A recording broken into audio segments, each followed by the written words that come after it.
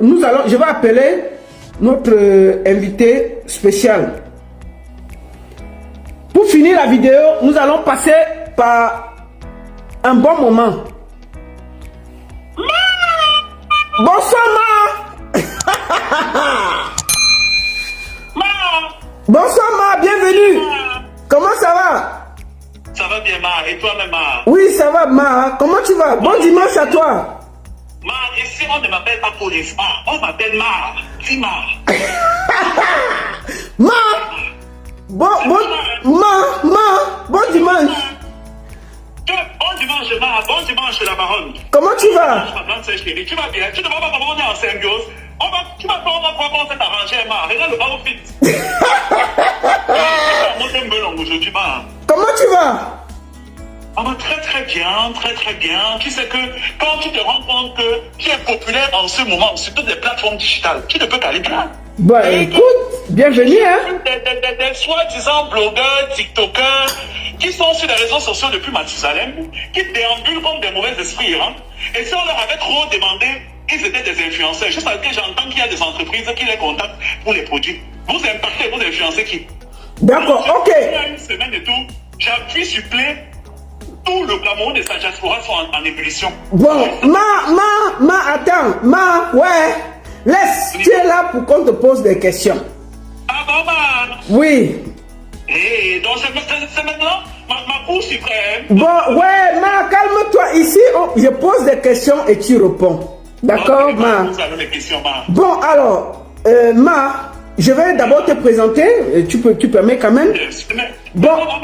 Présente-moi bien avec le charisme, Ma. Parce que tu connais mon parcours. Ouais, laisse-moi te présenter. Je sais que tu es danseur, chorégraphe. Et en ce moment, tu es chanteur. Il y a beaucoup de tes sons qui sont sortis. J'invite les gens. Est-ce que tu peux donner ton nom d'artiste pour que les gens aillent voir ce que tu fais? Alors, bonjour déjà à tous les Camerounais, bonjour à tout le peuple camerounais et sa diaspora, surtout la diaspora positive, la diaspora qui a une lignée dans le cerveau, la diaspora en fait cohérente, la diaspora intellectuelle. Moi, c'est Collins Powell, la star de vos stars, Monsieur Perfection, Monsieur Charisme, le pulvérisateur de la bêtise, celui-même en fait qui a mis un full stop à la médiocrité et qui a poussé l'intelligentsia à l'ouvrir. Parce que nous sommes nombreux qui avons la suite dans les idées et il est temps que la médiocrité cesse. Il est temps que le tohu-bohu et les élucubrations de WC la ferme. Donc, je suis là, le représentant de l'intelligence et de la diaspora positive, pour arrêter la maturité. Oui, c'est tout, pour arrêter la maturité de l'intelligence. Est-ce qu'on peut retrouver ton travail sur YouTube? Est-ce que tu as 2 titres à donner aux gens pour qu'on arrive? Alors, je vais donner un titre qui s'appelle L'hymne de la canne, ça s'intitule Play. YouTube, c'est Police Powell Music, avec K à la fin. D'accord, ok. Bon, titre Play, l'hymne de la canne qui a été d'ailleurs validé par la Coucane, oui, comme étant le meilleur hymne devant celui de Asalfo et Emi Alade. Et il y a Abidi Alicia et mon tout nouveau que je viens de mettre Superstar, où je dénonce les travers et la face cachée du showbiz. D'accord, ok. On va aller à l'essentiel. Bon, moi j'étais chorégraphe et tout, j'étais acteur de cinéma, chorégraphe, danseur, directeur artistique et maintenant chanteur. C'était la précision. C'est important. Bon, maintenant, je vais te poser la question parce qu'il y a eu une polémique qui s'est passée ici, il y a quelques jours, où ton confrère Malox, parce que tu es chanteur, a dit que toi, tu l'as, comment on dit, piégé sur ton live Facebook. Non, pardon, TikTok. Première question, est-ce que tu connais Malox? Est-ce que vous connaissez Malox et toi? Mais bien sûr, Malox et moi, c'est un vieux pote. Et quand je le vois grimacer, tu sais, moi, je n'entre pas dans les élucubrations de WC, de faux sceptiques. C'est trop peu pour moi. Je suis quelqu'un, en fait, et tout qui a un parcours, qui a fréquenté du monde, du beau monde. Et d'ailleurs, toi, tu fais partie de mes grandes sœurs.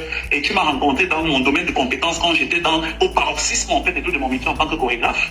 Donc, que Malox, en fait, vient dire qu'il ne me connaît pas, ça me fait une belle jambe. Mais lui et moi savons qu'on se connaît depuis avril 2018, à l'aube de son concert, de son paposie, le 26 juin 2018.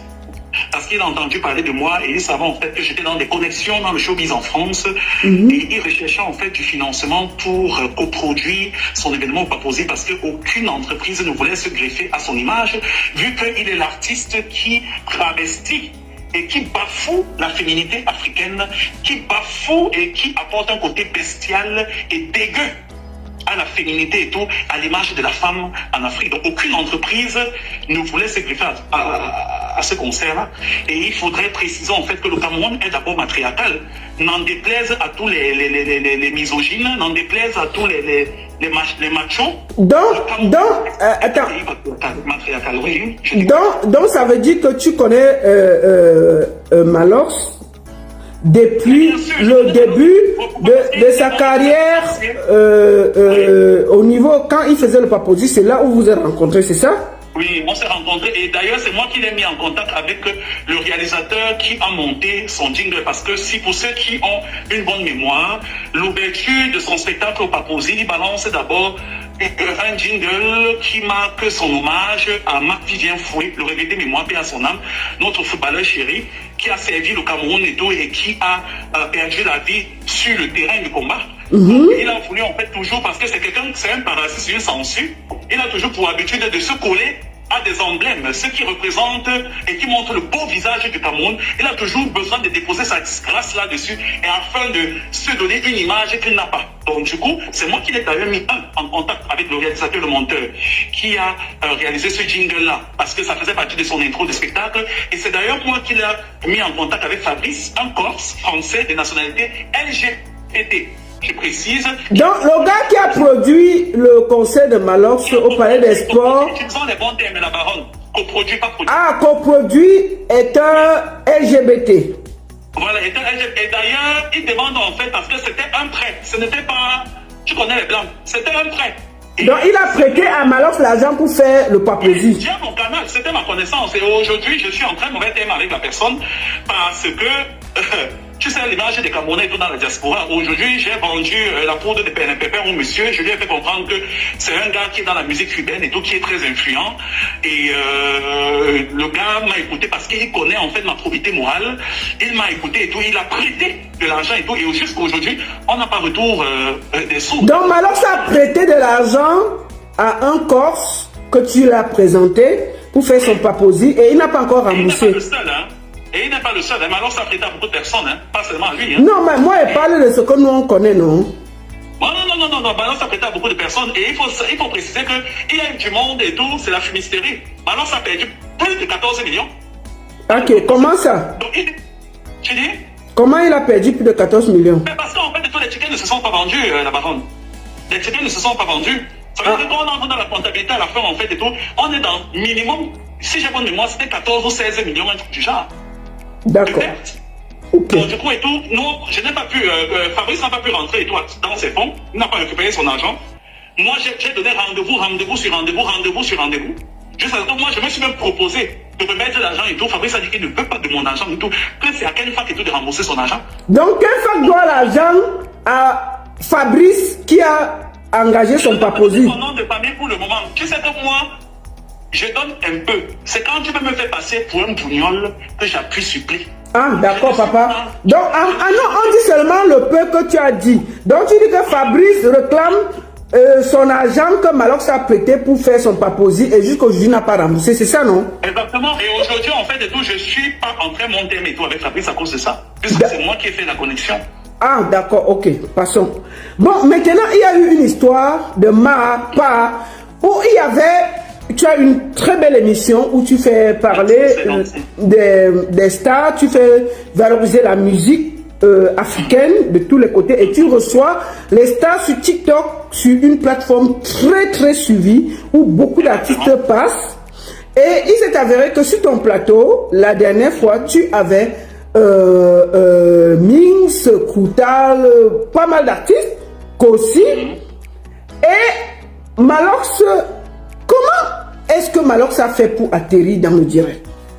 Ok, je tiens déjà en fait à remercier tous ceux qui me font le plaisir d'écouter ce rendez-vous tous les dimanches à partir, c'était d'abord à 21h, j'ai fait cette émission spécialement à 14h parce que aussi avait une réunion de travail avec son équipe. Donc il faudrait savoir aussi est entrepreneur à part la musique, il a une boîte de nuit qui tourne en fait des masses au côté en fait du Cameroun, et aussi il prépare non seulement son concert le 15 mars à Canal Olympia, donc j'invite déjà tous les Camerounais à aller le soutenir, et il avait des réunions de travail concernant la sortie de son featuring avec Thais Bloom, l'organisation de son concert et aussi de gérer ses employés qui travaillent dans sa boîte de nuit. Donc je ne pouvais pas me permettre de lancer cette émission à 21h, c'était mort, donc il fallait automatiquement que je lance à 14h. Je tiens à préciser en fait ce pan-là concernant Reine de Kenkeliba, la pestiférée et la malotru de TikTok qui pense en fait que je suis de son acabit. Bref, je continue. Les seules personnes qui étaient invitées, c'était Kossi et Crotal. Je tiens à le préciser. Parce que si tu veux, l'émission est structurée comment? La première partie, c'est un podcast qui est centré sur l'artiste. Ça veut dire que on parle du début de l'artiste, de ses difficultés à pouvoir réussir dans l'univers du showbiz, les personnalités ressources qu'il a rencontrées pour pouvoir l'aider à concrétiser sa carrière et à permettre à lui donner un nom. On essaie en fait d'entrer dans l'univers de l'artiste et surtout, on essaie de comprendre les petits secrets. Qu'est-ce qui fait que Kossi, à chaque fois qu'il fait un son, ça marche? Quelle est sa recette pour les hits? On veut vraiment entrer dans son univers, entrer dans son era pour qu'il nous donne et qu'il donne à tous les jeunes artistes qui veulent se lancer dans la musique quels sont les petits canaux par lesquels il faudrait passer pour pouvoir avoir la carrière de Kossi. Comment il construit, quel est le process de création de ses œuvres et tout, quelles sont ses idéologies, quelles sont ses ambitions et ses objectifs. Voilà. Pour l'industrie de la musique, ça c'est le premier podcast, c'est la partie réservée à l'artiste. Voilà. Alors, comment s'est passé que Malox a atterri dans ton direct? Je t'explique, je t'explique déjà pour que les gens comprennent, parce que ça crée beaucoup de peur au niveau de l'industrie. D'accord. Tu connais que la plupart des artistes gabonais n'ont pas de couilles, ils n'ont pas de personnalité, ils partent à la direction du vent. Voilà. D'accord. Donc du coup, ça crée beaucoup de remue-ménage. Donc je tiens à préciser le squelette de l'émission. D'accord. La deuxième partie, donc, en termes de transition pour arriver, la première partie c'est le podcast, la deuxième partie c'est la masterclass. Tu vois, on va déjà te signaler, ça joue pas, hein? Ouais, vas-y. Voilà. Donc, voilà. Donc, du coup, la deuxième partie c'est la masterclass. Dans la masterclass, tu vois, ils t'ont signalé. Moi, ils m'ont signalé sur TikTok. Tu es sur Facebook, n'est-ce pas? Ouais, je suis sur Facebook, t'inquiète pas. Vas-y, sur Facebook. Donc, du coup, et tout, en deuxième partie et tout, c'est la masterclass. Non, mais sur TikTok, ça passe encore, vas-y.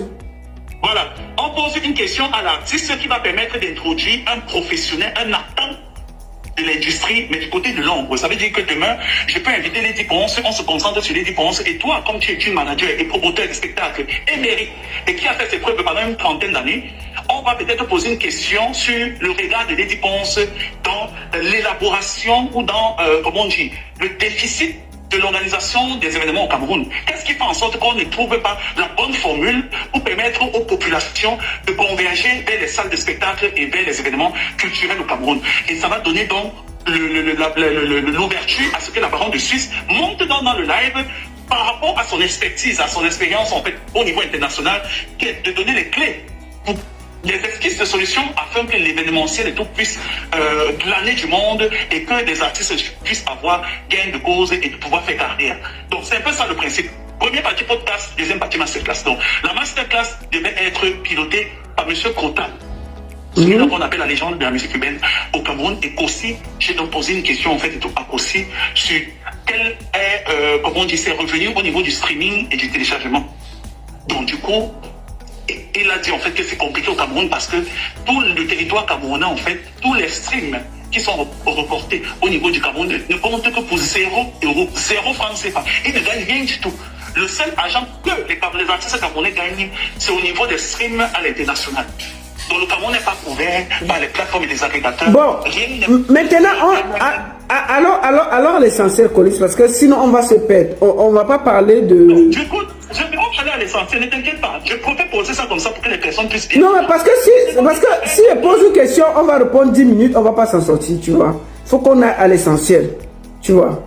Moi, je te pose la question, comment, parce que Malox a dit qu'on l'a trompé, je te repose la question. On l'a piégé. Qu'est-ce qui s'est passé? Comment Malox a fait? Bon, alors, la première question, est-ce que tu savais que Malox allait venir dans le direct? Mais il n'est même pas venu avec son compte, la baronne. Voilà. Qu'est-ce qui s'est passé pour que Malox entre dans le direct? Il a poireauté pendant près de 45 minutes. Il a eu besoin d'écrire que c'est Malox, c'est Malox. Moi, je ne voyais même pas parce que tout le monde était choqué par les révélations de Crotal. Et les révélations de Crotal, en fait, ont permis au manager, je ne sais pas si c'est toujours son manager, si c'est l'ex-manager des ténors, Tafiche Official, qui lui-même n'était pas invité. Mais chacun s'est senti percuté par la profondeur de l'émission, par l'importance et puis les informations capitales de l'émission. Donc Tafiche est monté, personne ne l'avait invité.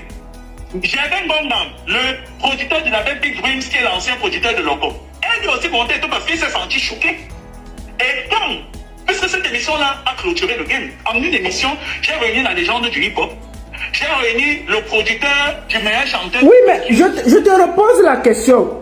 Qu'est-ce qui s'est passé? Restons sur la question parce que si on va se perdre.